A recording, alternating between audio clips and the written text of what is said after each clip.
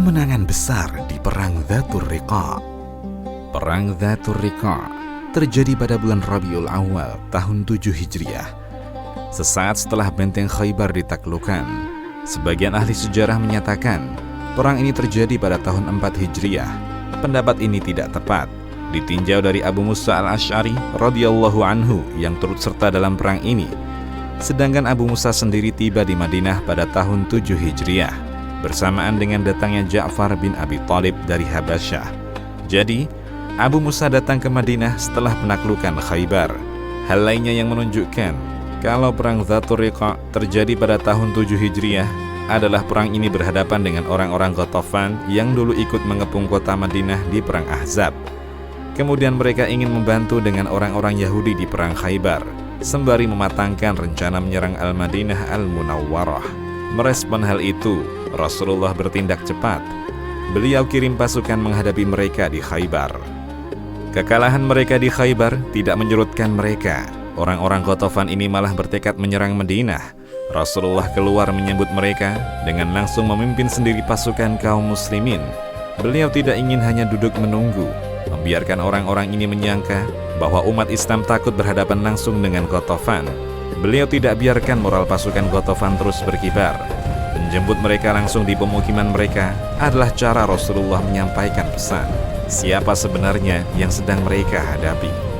Mubarak Furi, Ar-Rahiqul Makhtum. Setelah mengetahui penyebab perang ini, kita dengan mudah bisa menyanggah orang-orang yang menuduh Rasulullah suka berperang dan menyebarkan Islam dengan pedang. Perjalanan berat menuju Ghatafan.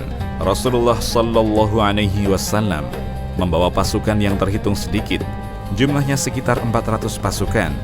Riwayat lain menyebutkan 700 orang saja. Sebagai perbandingan, konflik senjata pertama Rasulullah Shallallahu Alaihi Wasallam dengan musuh beliau di perang Badar, beliau hampir menghadapi 1000 orang. Semakin hari, jumlah pasukan yang beliau hadapi relatif semakin besar. Pasukan yang berjumlah 400-700 orang itu hanya membawa sedikit hewan tunggangan. 6 orang bergantian naik satu tunggangan. Mengapa Rasulullah Shallallahu Alaihi Wasallam membawa sedikit pasukan?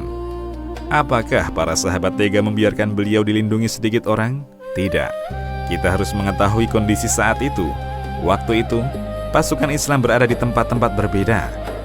Ada pasukan yang menjaga dalam kota Madinah, ada yang di Khaybar, ada yang di Wadil Qura, ada yang di Fadak, ada yang di Taima, dan tempat-tempat lainnya. Karena Rasulullah tidak meninggalkan Madinah tanpa penjagaan. Kaum muslimin juga belum aman dari ancaman orang-orang Mekah, sehingga butuh pos-pos strategis untuk menghadang mereka jika terjadi penyerangan. Di sisi lain, orang-orang Ghatafan berada di jalan-jalan yang dapat masuk Madinah. Kemungkinan mereka masuk dari jalur manapun selalu ada, sehingga butuh penjagaan. Rasulullah terus memimpin pasukan menempuh jarak perjalanan beberapa malam. Siang malam beliau dan para sahabatnya menerobos masuk ke pedalaman padang pasir. Puji syukur kepada Allah yang memberikan beliau sahabat-sahabat yang setia. Berhari-hari berjalan kaki, tertampar panas dan debu pasir, berselimut malam yang dingin.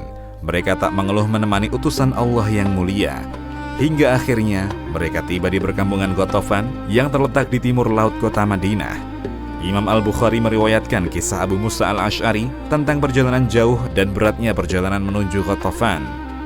Kami keluar bersama Nabi dalam suatu peperangan. 6 orang bergantian menaiki satu onta. Kaki-kaki kami terluka, demikian juga dengan kakiku. Hingga kuku-kukunya lepas. Kami balut kaki-kaki kami dengan kain. Karena itulah perang ini dinamai Perang Dzatur Riqa'. Dikarenakan apa yang kami lakukan, yaitu membalut kaki-kaki kami dengan kain. Hadis riwayat Al-Bukhari, Kitab Al-Maghazi, Bab Ghazwatu Dzatir Riqa'. Dalam Fathul Bari, Ibnu Hajar rahimahullah mengatakan, Na'taqibuhu artinya bergantian satu persatu menaikinya. Mereka mengendarai onta sebentar, lalu turun dan gantian dengan yang lain, hingga sampai tempat tujuan. Ibnu Hajar Al-Asqalani dalam Fathul Bari. Bayangkan, sejauh-jauhnya kita berjalan, kita hanya punya pengalaman, kaki kita lecet karena sepatu. Kemudian kita pun berhenti dan tertatih. Para sahabat Nabi menempuh suatu perjalanan, hingga kuku-kuku kaki mereka lepas. Tapi mereka tidak mengeluh betapa capeknya badan, betapa perihnya luka. Tapi jiwa mereka tak bosan, semangat mereka tak mengendur menemani kekasih mereka, Rasulullah Sallallahu Alaihi Wasallam. Kalau Anda ingin tahu apa itu cinta, lihatlah cinta para sahabat Nabi kepada Nabi Muhammad Sallallahu Alaihi Wasallam. Semoga Allah meridhai mereka semua. Tak kenal takut, tak kenal lelah. Pada tahun 7 Hijriah, mobilisasi pasukan Rasulullah Sallallahu Alaihi Wasallam terasa lebih intens, khususnya di 3 bulan terakhirnya. Dimulai dari berangkatnya Rasulullah Sallallahu Alaihi Wasallam bersama para sahabatnya menuju Mekah untuk menunaikan umroh Al-Qadha. Kemudian terjadilah perjanjian Hudaybiyah. Setelah itu beliau kembali ke Madinah. Tiba di Madinah, kaum muslimin langsung berangkat ke Khaybar untuk menghadapi Yahudi. Terjadilah pertempuran sengit yang berlangsung hingga lebih dari sebulan. Selesai dari Khaybar, beliau kembali mempersiapkan pasukan. Selang beberapa hari saja, beliau kembali berangkat dan menempuh perjalanan jauh menuju Ghatafan, kabilah Arab yang terjauh. Saat benteng Khaybar diserang, Ja'far bin Abi Thalib baru tiba di Madinah dari Habasyah. Mengetahui keberangkatan Rasulullah menuju Khaybar, tanpa beristirahat, ia langsung menyusul Nabi. Lelah letih tak lagi dirasa. Medan perang pun menjadi temu kangen dengan Rasulullah dan sahabat yang lain. Demikian juga dengan Abu Musa al-Asy'ari. Ia datang ke Madinah dari Yaman pada hari Khaybar. Selang beberapa hari saja dari perang Khaybar, ia berangkat ke perang yang berat, yaitu perang Dzatur Riqa. Generasi ini tidak menunda waktu dan tidak memilih bersantai untuk melaksanakan perintah Allah dan Rasul-Nya. Mereka terus memacu diri mereka, yakni gaspol, untuk beribadah kepada Allah. Kejadian ini menyadarkan kita betapa berat perjuangan Rasulullah Sallallahu Alaihi Wasallam dan para sahabatnya dalam memperjuangkan agama. Dalam 1 tahun saja, begitu banyak peristiwa berat terjadi. Bagaimana pula dengan sepanjang masa kerasulan? Tentu lebih berat lagi. Perjuangan mereka tentu memberikan pelajaran bahwa kebenaran itu perlu diperjuangkan dengan segenap apa yang ada. Rasulullah tidak menyebarkan agama ini dan melawan musuh-musuh agama dengan adu kesaktian. Sesampainya beliau di perkampungan Ghatafan, tidak ada yang berani menghadapi pasukan kaum muslimin. Padahal jumlah mereka sedikit, tenaga mereka telah terkuras karena jauh dan beratnya perjalanan. Luka-luka yang mereka alami melemahkan fisik, sedangkan orang-orang Ghatafan berada di kampungnya sendiri. Daerahnya mereka kenal, jumlah mereka banyak, tenaga mereka bugar. Tapi mereka hanya bergeming di rumah masing-masing. Mereka yang sebelumnya bernafsu memerangi umat Islam tiba-tiba kecut, tak berani menghadapi kaum muslimin. Dirasuki ketakutan. Bagaimana bisa orang-orang Ghatafan lari dari peperangan, padahal mereka unggul dari sisi jumlah dan perbekalan perang. Di atas kertas mereka menang. Kaum muslimin yang terluka dan lelah tetap memiliki wibawa. Hati-hati mereka diteguhkan oleh sang pemilik hati. Rasulullah Sallallahu Alaihi Wasallam bersabda, "Aku ditolong dengan rasa takut yang dimasukkan ke hati musuh dalam jarak tempuh 1 bulan." Hadis riwayat Al-Bukhari dalam Kitabul Jihad Wasyar. Hal ini disaksikan oleh kaum muslimin di perang Badar, Ahzab, dan perang-perang menghadapi Yahudi, mulai dari menghadapi Bani Qainuqa hingga di Khaybar, dan di babak awal perang Uhud, ketika para sahabat menaati perintah Rasulullah. Akan kami masukkan ke dalam hati orang-orang kafir rasa takut, disebabkan mereka mempersekutukan Allah dengan sesuatu yang Allah sendiri tidak menurunkan keterangan tentang itu. Tempat kembali mereka ialah neraka, dan itulah seburuk-buruk tempat tinggal orang-orang yang zalim. Quran Surat Ali Imran ayat 151. Dengan demikian, kita tidak perlu sampai melanggar perintah Allah untuk mendapatkan kemenangan. Untuk menang, harus maksiat dulu. Untuk mewujudkan takdir Allah agar terpilihnya pemimpin yang baik, harus berbaur dulu dengan kemaksiatan. Biar simpatisan dan pemilih banyak, kita tunda dulu beramal ma'ruf nahi mungkar. Tentu ini tidak benar. Kewajiban kita adalah menaati Allah. Setelah kita menaati Allah, atas kehendak Allah lah menetapkan takdirnya, baik kita suka atau tidak. Orang-orang musyrik ditimpa ketakutan karena melakukan kesyirikan dan kemaksiatan. Apakah kita akan berharap pertolongan Allah dan kemenangan datang dengan melakukan hal yang sama dengan orang-orang musyrik? Rasulullah ditawan. Dalam perjalanan pulang dari Ghatafan menuju Madinah, terjadi sebuah peristiwa gharib, yakni unik. Cerita tentang hal ini diriwayatkan oleh Al-Bukhari dari sahabat Jabir. Dalam perjalanan pulang menuju Madinah, pasukan Islam istirahat terpisah. Mereka istirahat di teduhnya pepohonan yang ada di sana. Demikian pula Rasulullah. Beliau pun ikut berteduh sambil menggantungkan pedangnya di pohon. Kemudian semuanya tidur. Tiba-tiba ada seseorang menghampiri Nabi dan mengambil pedang beliau. Ia todongkan pedang itu di leher beliau. Rasulullah terjaga. Orang ini hendak membunuh Nabi. Jika itu benar-benar terjadi, dijamin ia mendapat kemuliaan di tengah Ghatafan. Tapi Allah menjaga Rasulnya, tak membiarkan hal itu terjadi, sebagaimana firman-Nya, Allah menjaga kamu dari gangguan manusia. Sesungguhnya Allah tidak memberi petunjuk kepada orang-orang yang kafir. Quran, Surat Al-Ma'idah, ayat 67. Si Badui musyrik ini berkata, "Kau takut denganku?" "Tidak," jawab Nabi. Beliau tidak berkedip, sama sekali tak tampak rasa takut sedikit pun. Laki-laki ini merasa takjub, pedang di tangannya, sementara Muhammad tak memiliki sesuatu pun untuk melindungi dirinya. Tapi ia tak tampak rasa takut padanya. "Siapa yang bakal menyelamatkanmu dariku?" gertak orang itu. Nabi menjawab dengan mantap, "Allah."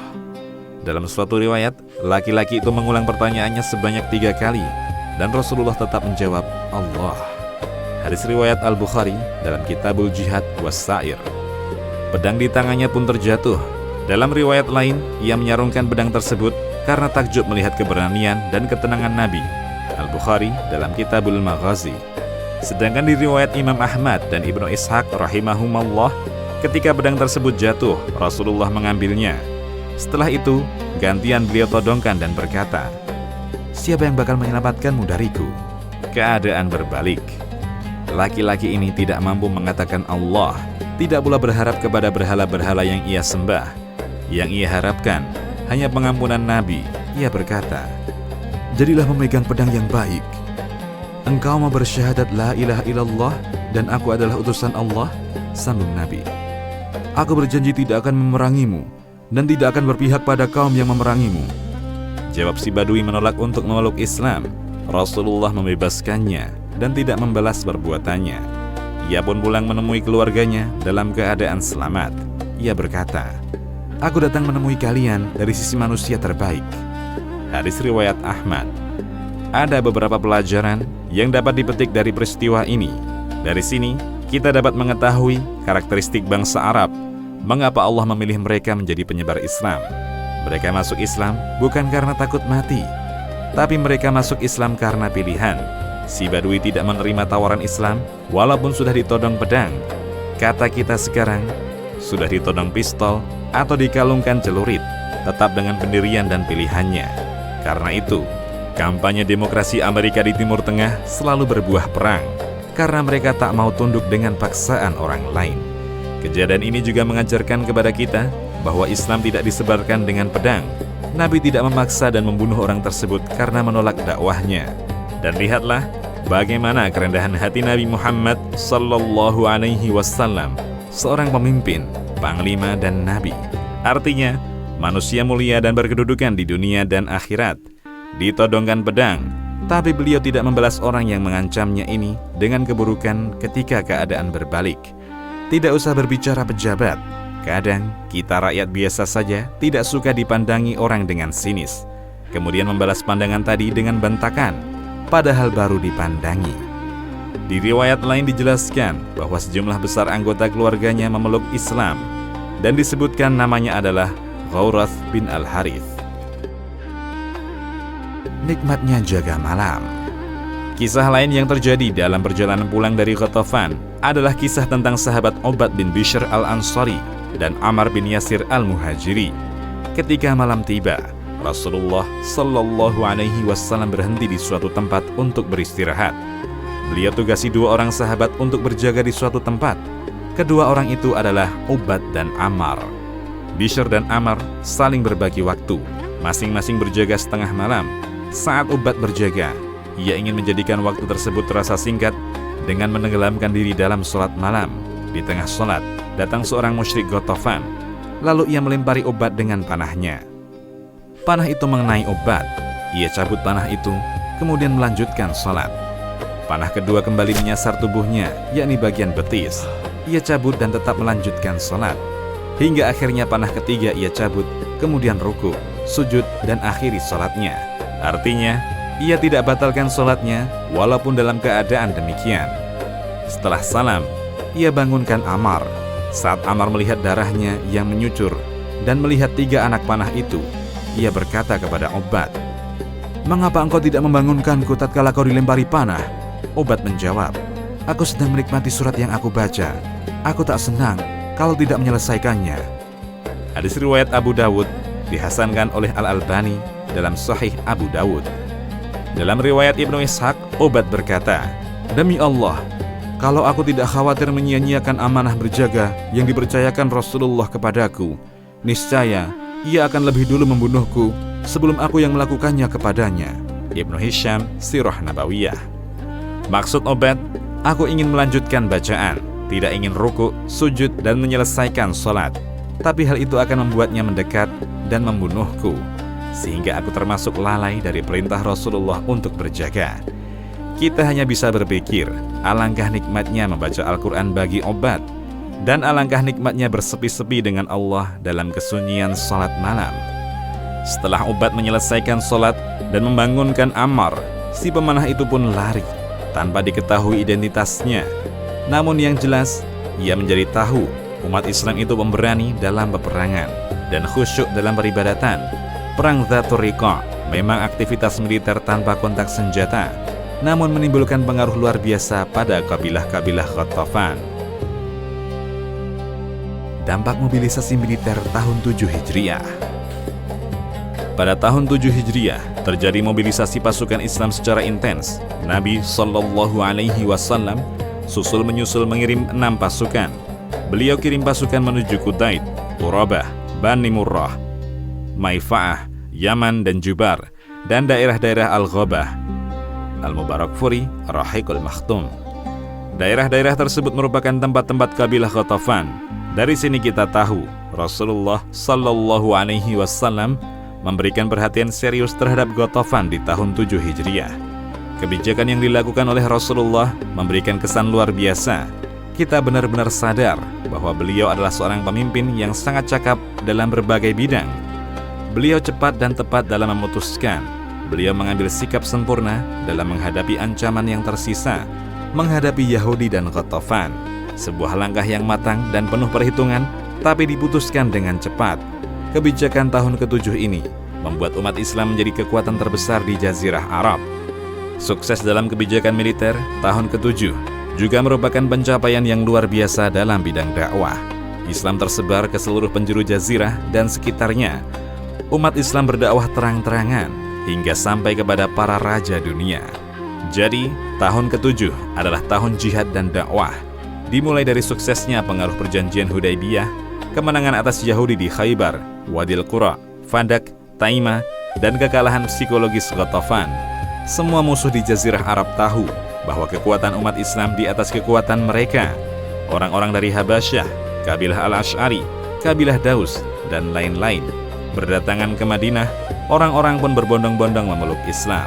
Dengan demikian, Perang Dzatur Riqa memberikan kemenangan besar pada umat Islam, kemenangan psikologis, dakwah, dan pengaruh. Demikian, wallahu a'lam.